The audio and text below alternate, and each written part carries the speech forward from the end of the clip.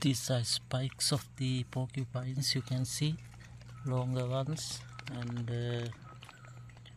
razor sharp edges of these spikes can really pierce into the muscles of humans.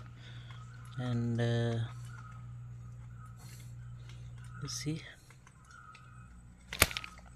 there are a lot of mosquitoes in the thickets, and there are few spikes on the ground.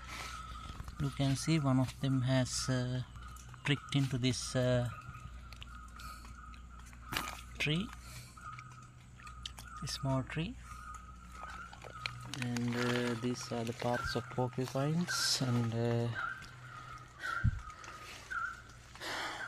there is a leopard in this area, and which has eaten few porcupines, and we got some evidence of it when we just look into the pieces of them, and we have found spikes in the pieces, and that means they have eaten porcupines in the wild. And